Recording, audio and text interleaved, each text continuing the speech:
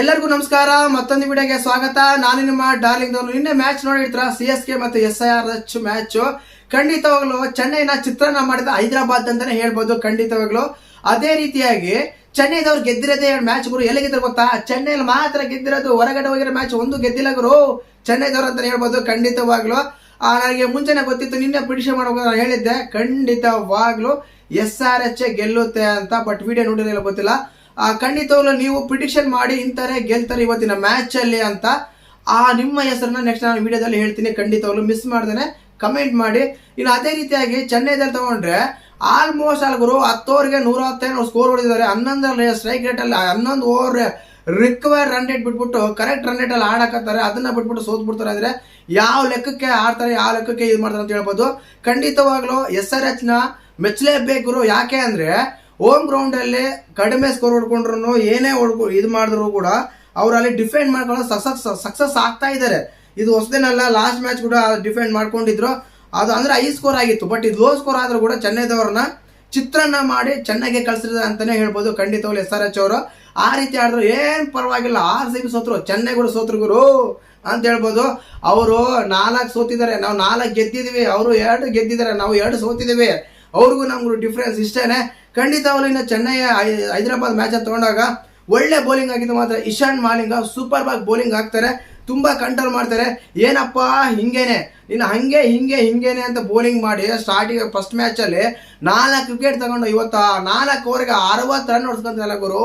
ಏನಪ್ಪ ಏನೋ ಬರ್ಕೊಂಡಿದ್ರೆ ಅಂತ. ಏನಂತ ಅಂದ್ರೆ ನಾನು ಫಸ್ಟ್ ಮ್ಯಾಚ್ 4 ವಿಕೆಟ್ ತಗೊಂತೀನಿ ಅಂತ, ಹಂಗೇನೆ 2ನೇ ಮ್ಯಾಚ್ ಬರ್ಕೊಂಡಿದ್ರ 4 ಓವರ್ಗೆ 60 ರನ್ ಕೊಡ್ತೀನಿ ಅಂತ. ಇಲ್ಲ, ಅವ್ನ ಏನು ಟ್ರೋಲ್ ಮಾಡ್ತಾ ಇಲ್ಲ, ಖಂಡಿತವಾಗ್ಲು ಇರುತ್ತೆ. ಬಟ್ ಏನಂದ್ರೆ ಅಲ್ಲಿನ ಬೌಲರ್ಸು ಯಾರು ಸ್ಕೋರೇ ಕೊಡ್ತಾ ಇಲ್ಲ.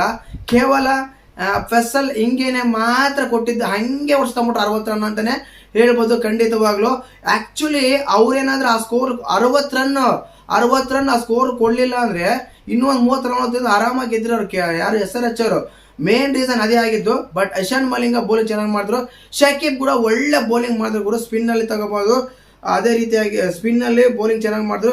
ಶಕೀಬ್ ಕೂಡ ಒಳ್ಳೆ ಬೌಲಿಂಗ್ ಅಲ್ಲೇ ಚೆನ್ನಾಗಿ ಮಾಡ್ದ ಅಂತ ಹೇಳ್ಬೋದು. ಖಂಡಿತವಾಗ್ಲು ಇದ್ರ ಬಗ್ಗೆ ಹೇಳ್ಬೇಕಂದ್ರೆ ಬ್ಯಾಟಿಂಗ್ ಅಲ್ಲಿ ತಗೊಂಡಾಗ ಸಂಜು ಸ್ಯಾಮ್ಸನ್ ಬೇಗ ವಿಕೆಟ್ ಕಳ್ಕೊಂಡ್ರು ಕೂಡ ಅದೇನಾಗುತ್ತೆ ಅಂದ್ರೆ ಮಿಡ್ಲ್ ಆರ್ಡರ್ ಬಂದು ಚೆನ್ನಾಗಿ ಆಡ್ತಾರೆ. ಬಟ್ ಕೊನೆಗೆ ನಾವು ಏನು ಎಕ್ಸ್ಪೆಕ್ಟ್ ಮಾಡ್ಕೊಂಡಿದ್ವಿ, ಶಿವಮ್ ದುಬೆ ಚೆನ್ನಾಗಿ ಇದು ಮಾಡ್ತಾರೆ, ಚೆನ್ನಾಗಿ ಬ್ಯಾಟಿಂಗ್ ಆಡ್ತಾರೆ ಅನ್ನೋದು ಖಂಡಿತವಾಗ್ಲೂ ಆ ಊಹೆಗೂ ಮೀರಿದ್ದು ಅಲ್ಲ ಅಂತ. ಖಂಡಿತವಾಗ್ಲೂ ಆಡಲೇ ಇಲ್ಲ ಗುರು. ಯಾಕೆ ಅಂದ್ರೆ ನೀವು ನೋಡ್ಬೋದು 10 ಓವರ್ಗೆ 10 ರಿಕ್ವೈರ್ಡ್ ರನ್ ರೇಟನ್ನ 8 ತಂದು ನಿಲ್ಸಿದ್ರು. 8ಗೆ ಬಂದಿತ್ತು. ಇನ್ನೇನಪ್ಪ ಈಸಾಗಿ ಗೆದ್ದು ಬಿಡ್ತಾರೆ ಚೆನ್ನೈದವರು ಅನ್ನೋಷ್ಟರಲ್ಲೇ ಮಕಾಡ ಸೋತೇ ಬಿಟ್ರು ಅಂತ ಹೇಳ್ಬೋದು. ಖಂಡಿತವಾಗ್ಲು ಆ ರೀತಿ ಇತ್ತು. ಇಶಾನ್ ಮಾಲಿಂಗ ಮಾತ್ರ ಸೂಪರ್ ಬಾಗ್ ಬೌಲಿಂಗ್ ಮಾಡಿ 4 ಓವರ್ಗೆ 3 ವಿಕೆಟ್ ತಗೊಂತಾರೆ, 30 ರನ್ ಕೊಡ್ತಾರೆ. ಅದೇ ಜೊತೆಗೆ ಶಿವಾಂಗ್ ಕುಮಾರ್ ಕೂಡ ಚೆನ್ನಾಗಿ ಬೌಲ್ ಮಾಡಿ 3 ಓವರ್ಗೆ ಕೇವಲ 18 ರನ್ ಮಾತ್ರ ಕೊಡ್ತಾರೆ ಗುರು. ಫಸ್ಟ್ ಹಿಂಗೇನೆ ಮಾತ್ರ 60 ರನ್ ಕೊಟ್ಟು ಹಂಗೆ ಹೋಗ್ಬಿಟ್ರು ಅಂತ ಹೇಳ್ಬೋದು. ಖಂಡಿತವಾಗ್ಲು Nitish Kumar Reddy main turning point ಅಂತ ಹೇಳ್ಬೋದು. ಯಾಕೆ ಅಂದ್ರೆ ಒಳ್ಳೆ ಟೈಮಲ್ಲಿ ಒಳ್ಳೆ ವಿಕೆಟ್ ತಗೊಂಡ್ರು. ಫಸ್ಟ್ ಬಾಲ್ 6 ಹೊಡೆದಿದ್ದಾರೆ ಯಾರು, ನಮ್ಮ ಸಂಜು ಸ್ಯಾಮ್ಸನ್ ಅವರು. ಅವ್ರನ್ನ ಈಸಿಯಾಗಿ ಮನೆಗೆ ಕಳಿಸ್ತಾರೆ. ಖಂಡಿತವಾಗ್ಲೂ ಎಕ್ಸ್ಪೆಕ್ಟೇ ಮಾಡಲಿಲ್ಲ ಅಷ್ಟು ಚೆನ್ನಾಗೆಲ್ಲ ಬ್ಯಾಟಿಂಗ್ ಆಡ್ತಾ ಇದ್ರು. ಇಲ್ಲಿ ನೋಡಿ 66ಕ್ಕೆ 1 ವಿಕೆಟ್, 66ಕ್ಕೆ 3 ವಿಕೆಟ್.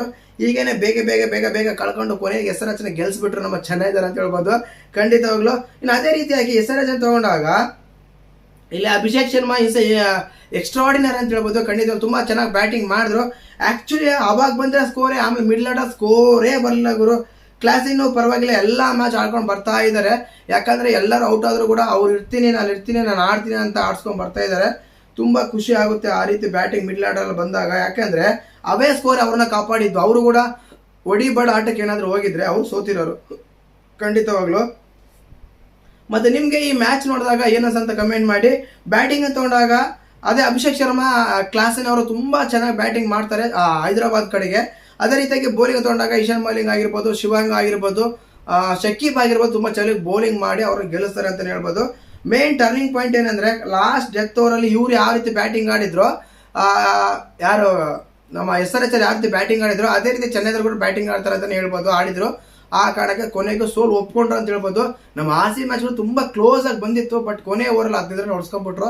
ರೋಮರ್ ಶಪೋರ್ಟ್ ಪ್ಲೇಸಲ್ಲಿ ಏನಾದ್ರು ಬೇರೆ ಯಾರಾದ್ರೂ ಇದ್ದಿದ್ರೆ ಖಂಡಿತವಲ್ಲ ಆ ಸ್ಕೋರ್ ಹೋಗ್ತಿರಲಿಲ್ಲ. 1 ರನ್ನಿಂದ 2 ರನ್ ಗೆದ್ದಿರೋ RCB ಖಂಡಿತವಲ್ಲ ಅಂತ ಹೇಳ್ಬೋದು. ಇನ್ನು ಅದೇ ರೀತಿಯಾಗಿ ಬ್ಯಾಟಿಂಗ್ ಅಂತ ತಗೊಂಡಾಗ ಚೆನ್ನೈಯಲ್ಲಿ ಒಬ್ರು ಚೆನ್ನಾಗಿ ಆಡಿದ್ದು. ಅದು ಯಾರು ಗೊತ್ತಾ? 20-30 ಹೊಡ್ಕೊಂಡ್ ಬಂದ್ರು. ಯಾರು ಮಾತ್ರೆ ಆಗಿರ್ಬೋದು, ಶಾರ್ಟ್ ಆಗಿರ್ಬೋದು, ಸರ್ಫರಾಜ್ ಖಾನ್ ಆಗಿರ್ಬೋದು, ಒಳ್ಳೊಳ್ಳೆ ಟೈಮಲ್ಲಿ ಒಳ್ಳೊಳ್ಳೆ ವಿಕೆಟ್ ತಗೊಂಡ್ರು. ಆಯುಷ್ ಮಾತ್ರ ಏನು 1-2 ಓವರ್ ಏನಾದ್ರು ಇದ್ದಿದ್ರೆ ಖಂಡಿತವಾಗ್ಲೂ ಮ್ಯಾಚ್ ಮುಗಿಸ್ಕೊಟ್ಟು ಹೋಗಿರೋರು. ಬಟ್ 13 ಬಾಲ್ಗೆ 30 ನೋಡಿದ್ರು, ಬೇಗ ಅವು ಕಳ್ಸ್ಕೊಂತಾರೆ ವಿಕೆಟ್. ನಿತೀಶ್ ಕುಮಾರ್ ರೆಡ್ಡಿ ವಿಕೆಟ್ ತೆಗಿಲಿಲ್ಲ ಅಂದ್ರೆ ಆ ಟೈಮಲ್ಲಿ ಕಷ್ಟ ಇತ್ತು ಗುರು ಅಂತ ಹೇಳ್ಬೋದು. ಆದ್ರೂ ಕೂಡ ಶಿವಮ್ ದುಬೆ ಓವರ್ 10 ನಾವು ಇದೀವಿ ಅಂತ ಕೊನೆಗೆ ತೋರಿಸ್ಕೊಂಡು ಬಂದ್ರು, ಆಡ್ತೀವಿ ಅಂತ. ಸೋಲು ಒಪ್ಕೊಂಡ್ಲೇಬೇಕಾಯ್ತು. ಮತ್ತೆ ಇದ್ರ ಬಗ್ಗೆ, ಈ ಮ್ಯಾಚ್ ಬಗ್ಗೆ ನಿಮ್ಗೆ ಏನಿಸುತ್ತೆ ಅಂತ ಕಮೆಂಟ್ ಮಾಡಿ, ಪ್ರಿಡಿಕ್ಷನ್ ಮಾಡಿ, ವಿಡಿಯೋಗೆ ಕಡೆಗೆ ಕಮೆಂಟ್ ಮಾಡಿ. ನೆಕ್ಸ್ಟ್ ವಿಡಿಯೋದಲ್ಲಿ ನಿಮ್ಮ ಹೆಸರು ಹೇಳ್ತೀನಿ, ಮಿಸ್ ಮಾಡಿದ್ರೆ ಕಮೆಂಟ್ ಮಾಡಿ. ವಿಡಿಯೋ ಲೈಕ್ ಮಾಡಿ, ಶೇರ್ ಮಾಡಿ, ಸಬ್ಸ್ಕ್ರೈಬ್ ಮಾಡಿ. ಜೈ ಹಿಂದ್.